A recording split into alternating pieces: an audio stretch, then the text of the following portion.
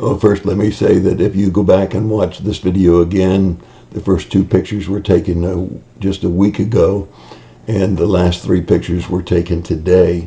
Overcast skies, but colors are starting to pop out, and they say they're going to be short-lived because we've had 21 days of drought, but that the colors will be vivid. They're just not going to last as long as they have been in past years. Many times we still have good colors in the middle of November, but not likely this year with the drought that we've had.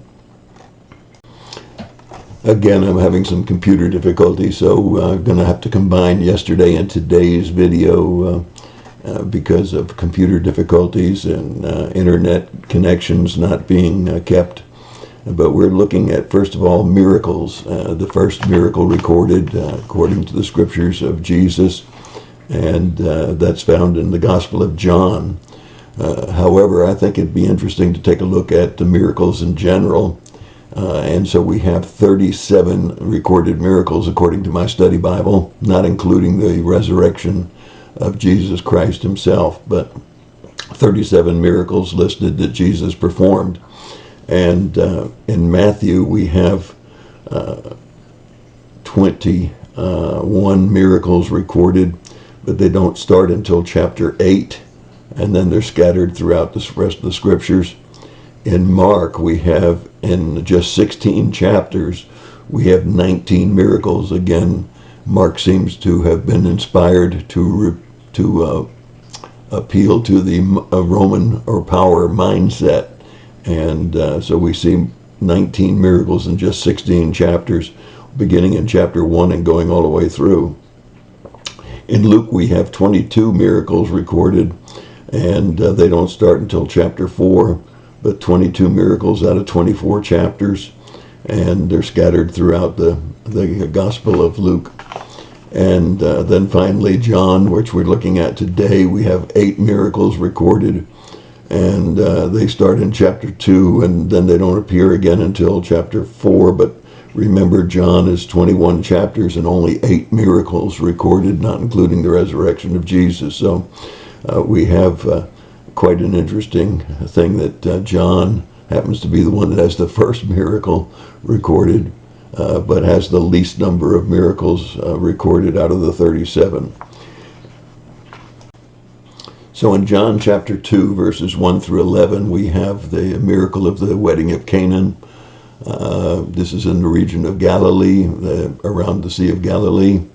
And we have Jesus invited to a wedding where his mother is attending and his disciples have been invited. It must be a large wedding because of the volume of wine that is now mentioned in this particular miracle.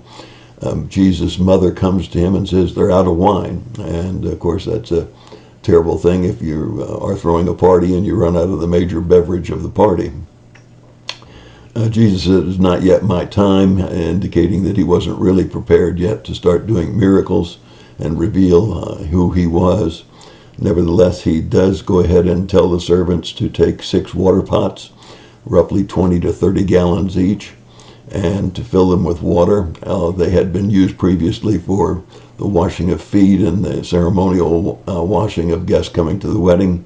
Now they're filled with water again. He says, dip out some and take it to the head waiter, and the head waiter does taste it and says, why did they hold back the best wine for last? Usually in a wedding, we would give the best wine first, and when people had had as much as they needed, then bring out the poorer wine. But nevertheless, Jesus does this miracle, and many have tried to use this, plus the one passage of Scripture where Paul says a little wine for stomach's sake to Timothy, to justify drinking and justify excessive drinking even.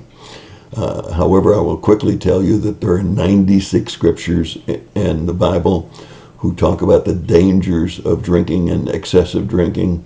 And so we have 96 scriptures against and warning about alcohol, versus 2 that might support slight use of alcohol. One, of course, being medical purposes, and we do know some of our medicines today contain alcohol as part of the medical treatment. So what does alcohol cost us today in America? Excessive alcohol use is reported by the CDC as being a 249 billion, that's with a B, billion-dollar cost to the American public. And many people try to justify that by saying, well, think of all the tax dollars that are brought in by alcohol. Well, in the same year, there was only $10 billion brought in by taxing alcohol. So we have a deficit of 239 billion. But more than that, there are many other implications about what it does to the body, the liver, and other parts of the body when you excessively drink. The complications of birth defects by pregnant mothers, and the high toll of deaths on the highways because of drinking and driving. 30-some-odd% of all fatalities in automobile accidents are related to drunk drivers. So we have tremendous evidence, not just in the scripture with the 96 verses, but also with the statistical data of the United States to show that drinking is a serious problem. You may think it's not a problem in South Carolina or North Carolina, but I will tell you that both of those states are in the top half of the excessive drinking people in the world, and that we have South Carolina being ranked 11th and North Carolina 24th in excessive alcohol drinking. So take a look at the 96 scriptures, take a look at the cost on Americans, and then ask yourself, is it worth even starting it on a social basis, even if you don't drink excessively? The dangers of alcohol are clearly spelled out in 96 scriptures, and that's my thought for the day.